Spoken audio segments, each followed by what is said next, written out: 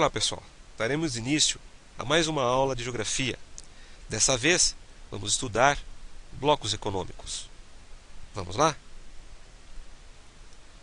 Muito bem.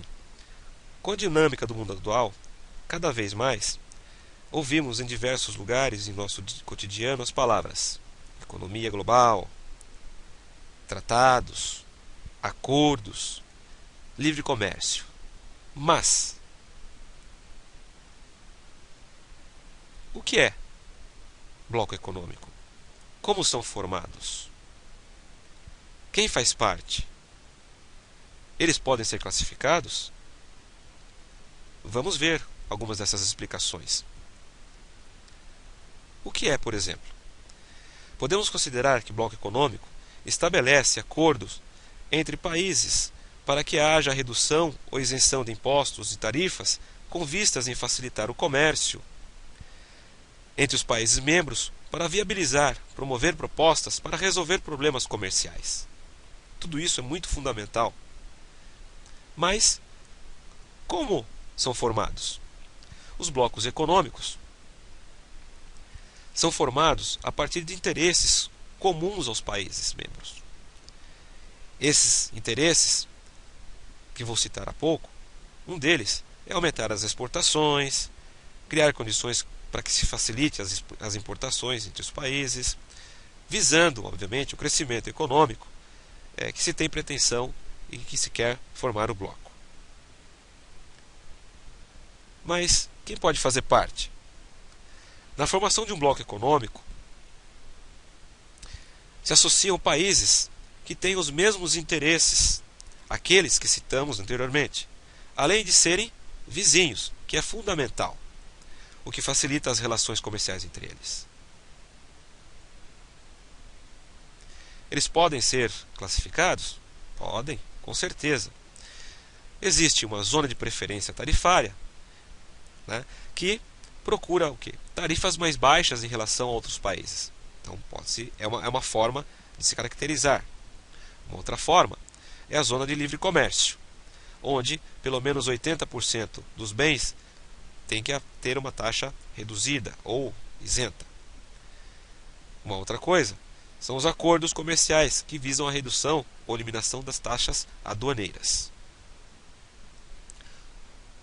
Outro tipo de classificação é a união aduaneira, onde existe a chamada TEC, tarifa externa comum. Também tem a eliminação das tarifas aduaneiras. As trocas comerciais devem estar em torno dos 85%. Não permite a livre circulação de trabalhadores nesse estágio, que alguns dos acordos promove isso no estágio mais avançado. Temos também o mercado comum, onde aí sim existe a livre circulação de pessoas, de mercadorias, de capitais e serviços, além da eliminação de tarifas aduaneiras por completo. Uma outra forma de classificar é a união econômica e monetária. Além de todos os passos anteriores que citamos, como, por exemplo, livre circulação de pessoas, mercadorias, capitais e serviços, a eliminação de tarifa aduaneira, nesse último estágio, praticamente a adoção de uma moeda única, caso, por exemplo, que ocorre com a União Europeia. Mas vamos ver alguns casos de blocos econômicos, alguns exemplos que são importantes, que são reconhecidos inclusive internacionalmente, com toda certeza.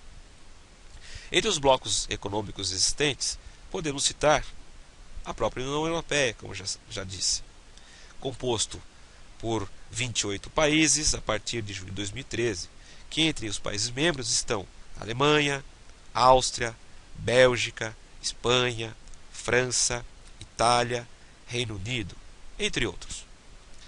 Uma outra forma ou outro bloco econômico nós chamamos de Mercosul, o Mercado Comum do Sul, o qual Brasil, Uruguai e Argentina deram pontapé inicial nesse mercado comum a partir de 1991 com o Tratado de Assunção. E outros procuram se associar. Esses outros países, no caso do Chile, do Peru, da Colômbia, e até mesmo da Bolívia.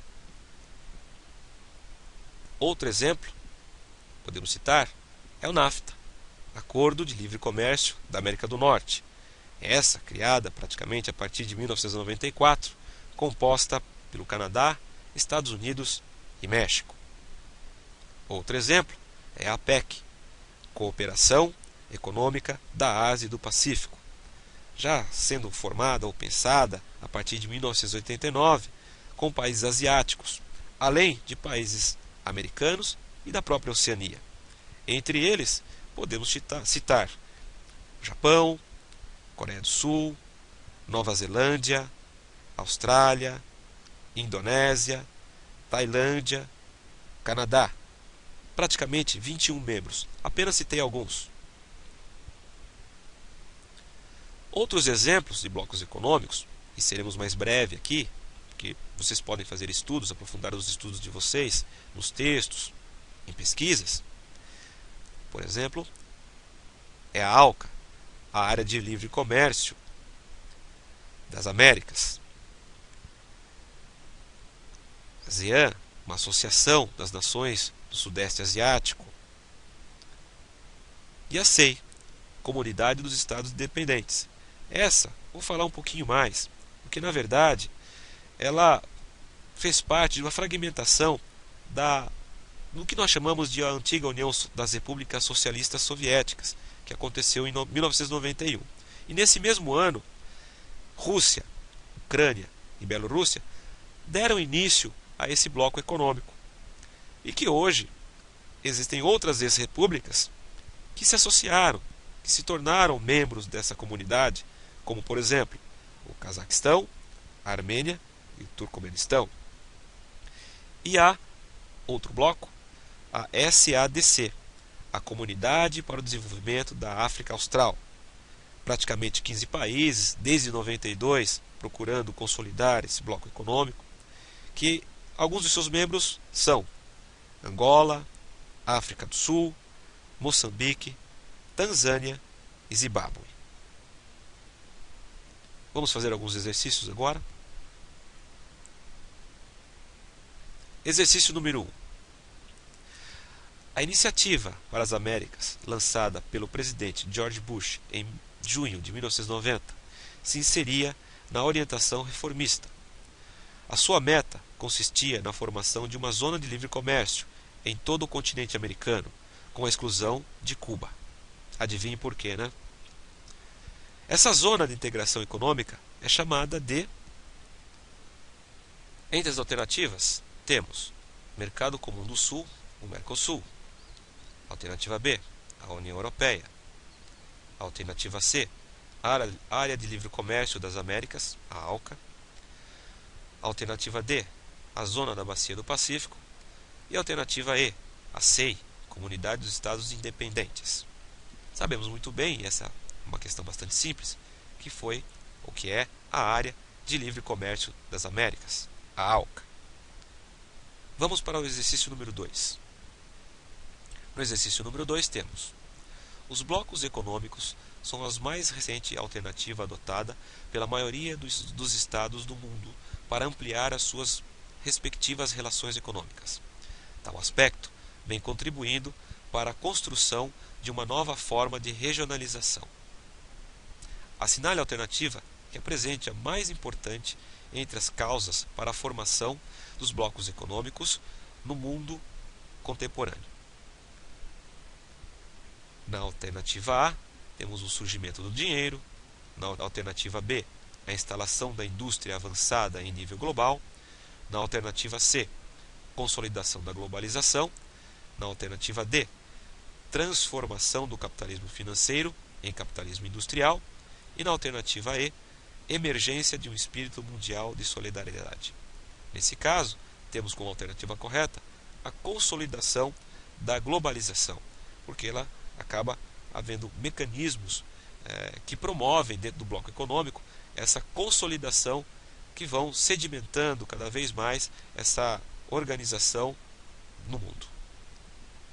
Na sequência, algumas das fontes das imagens, e que na aula de hoje nós vimos blocos econômicos, algumas de suas características e alguns dos blocos existentes. Boa aula, bons estudos e até a próxima.